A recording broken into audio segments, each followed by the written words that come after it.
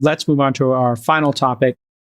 Second largest hype cycle of 2023, perhaps GLP-1s. Chamath, you brought this up in our group chat, so maybe you could tee it up. Well, I was just interested in understanding everything that's been happening around GLPs, mostly because it just seems like people think it's a panacea. We have a lot of our friends, like Jason, you were the one that said this in our poker group, like 4 of the 12 or 13 regulars are on it. Is that right? I think it was 4 of 12 people were on it. Yeah, it was a third. Yeah.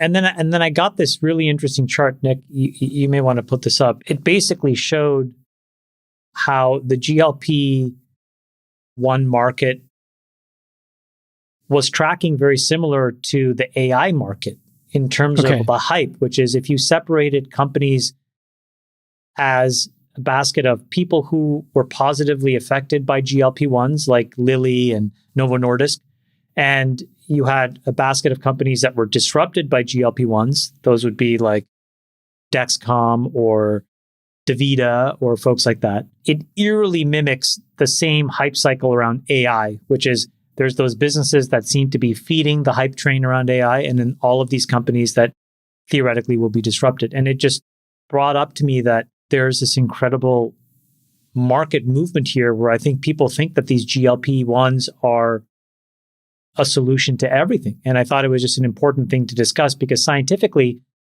the mechanism of action is still a little questionable and murky. On top of that, I think we don't know physiologically what the real long-term ramifications of taking these things are.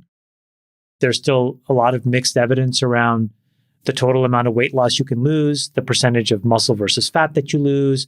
And so, I just thought it was important for us to talk about it and see what this people would thought. Be a basket spread trade. Here are the companies that win. Here are the companies that loses, and look at that gap between the two. And it's exactly mimics people who would benefit from AI and people who would lose from AI. Yeah, the GLP-1 hype. The summary is the GLP-1 hype cycle is as overextended as the AI hype cycle. So we should probably separate the wheat from the chaff and start by understanding what GLP-1s are, because I'm sure there's a lot of people in our listening community who are on this stuff. They should really probably understand. If that's where you think we should go next, we should then throw it to the Sultan of Science himself. David Freeberg explained to us, while we prepare our Uranus jokes, GLP-1s. These drugs have been around for a while. They're small peptides, little proteins that bind to this GLP receptor in your gut that causes insulin to be released from your pancreas and triggers a couple of other hormones that reduce your hunger and appetite. So basically gets you to eat less. And your brain. And it's effectively a way to make you feel not hungry. And you can then run a calorie deficit. And when you run a calorie deficit, your body starts starving and starts burning other parts of your body besides the glucose it can get out of the stomach, where you would otherwise have food, and ends up in your blood. And it starts generating energy from your stored body fat and your muscle mass. So these have been around for a while. Novo Nordisk is the developer of 2 of the main drugs. And here's a chart of Novo Nordisk's stock price. You can see that in the last 5 years, their stock has 5x'd. They've basically gone from, call it a $60 billion company to a $350 billion company in 5 years, largely on the back of the promise of this drug. So these drugs have been around for a while, and there's actually one that's been on the market for a long time, but it only causes 5% body mass loss, so 5% weight loss. So people are like, oh, it's not that great. It didn't really get widely adopted. Then this new class, they added a little side chain. They added another little molecule to the peptide. And as a result, it didn't get degraded as fast, and it was far more bioactive in the body and caused a much greater benefit. And so suddenly people on these drugs started to see massive weight loss, massive improvement in diabetes. And metabolic health all moves together. So as you burn body fat, as you have less glucose in your blood, your metabolic condition improves. The problem is when you're starving normally, if you were to just stop eating, you would typically see that your body starts burning, first of all, the glucose, and then it burns off the glycogen in your muscles, which is the next energy store. Once that's gone, your body starts burning fat.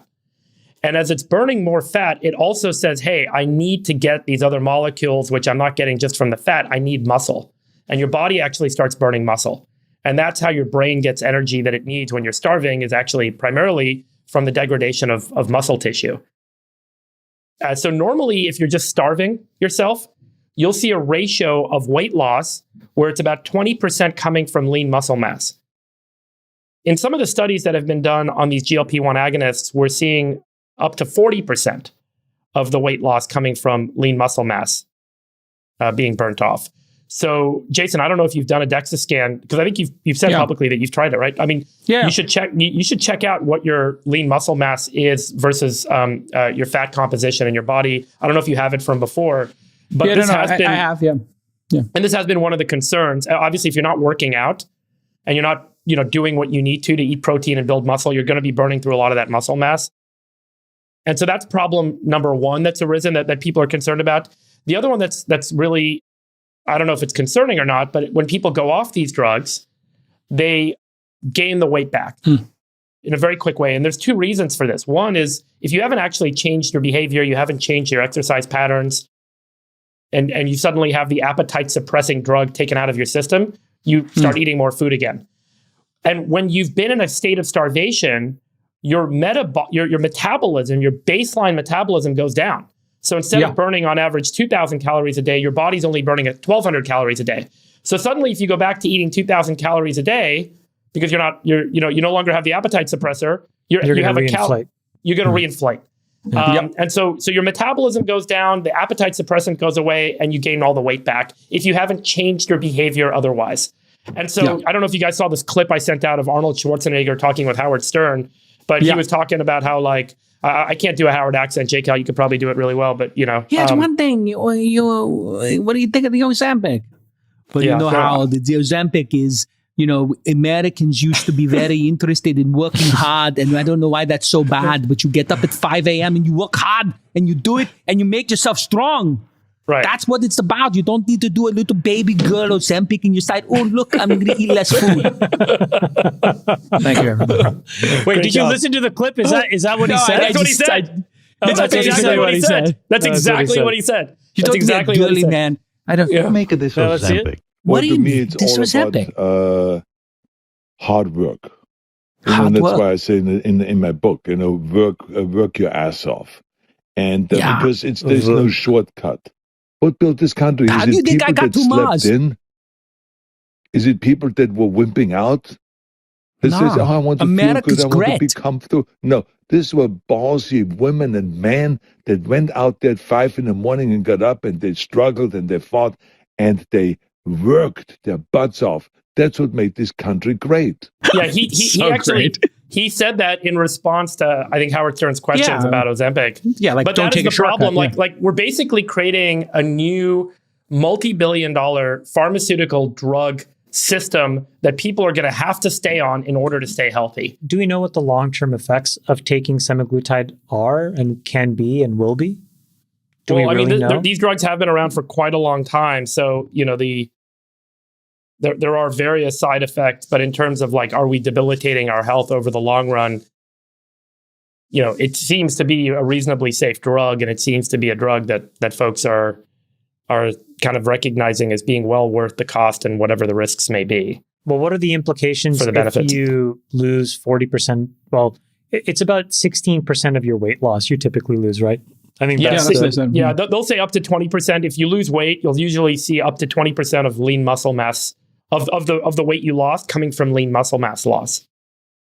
And 80% or 85%, as you say, Chamath, coming from body fat loss. But with the Ozempic drugs, they're seeing as high as 40% coming from lean muscle mass, which is obviously concerning. I just made an adjustment. Everybody knows I lost 40 pounds or so, or if you've talked to me for more than 5 minutes, I have.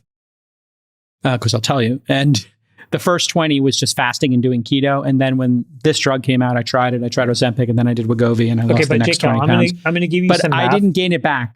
I gained back about 4 or 5 pounds, and I also increased protein in the morning, and I do a lot of walking. Okay, so let me give you this math and tell me if it maps to what you have felt or not. So if 250 pounds, let's just say you lose 16% of your body weight, that's 40 pounds. Okay, so you get to 190. To 210. And of that, you lose 16 pounds of muscle. Is that what you saw, or did you see something less than that? No, much less muscle because I use weights and I do a lot of walking and I eat a ton of protein. Right. So you're I doing eat the protein exercise. shake. You're doing the exercise. I'm not doing hardcore exercise. And so, but you have to do exercise. And you have to do exercise. And the challenge, JCal, is that the vast majority of people that go on the drugs, by the way, I'm not saying the drugs shouldn't be adopted. I think that there's extraordinary health benefit to the majority of people that are on these drugs. But the downside is that if you're not exercising, you are going to lose muscle mass. And then obviously there is the fact that you're now hooked on this thing if you're not going to figure out ways to change behavior. I cycled off of it 2 or 3 times and had very minor weight gain back, 3, 4, 5 pounds. But I deliberately changed my relationship with food, portion size, and I work out now. And what I found was as I lost weight, my interest and the joy I got out of working out dramatically increased. So running, walking, skiing, everything got easier and I just got more into it. So I like working out again now that I'm 42 pounds off my peak weight. So I think it's an amazing wonder drug. But Chamath, do you have a summary point on this, like a take on this? Like you think that these things are overhyped right now and we're just in the middle of a hype cycle, or what's your key takeaway? My key takeaway is that for many people from a health perspective, I think that it could be a really great solution. I think that these triple agonists that are coming out are going to be probably even more effective than these double agonists that we have right now. Yeah. Is that Mounjaro is the triple? Mounjaro is the triple agonist, yeah. People who take Mounjaro told me it is unbelievable how not hungry you are. Yeah, and it's super fast too. Super fast. I just want to see, like, for example, when you get older in your 60s and 70s, one of the biggest risks you take on and in your 80s is actually musculoskeletal and falls and things like that. And one of the best preventative measures for that is muscle mass. And so you get into this weird catch-22 of you replace one issue with another. So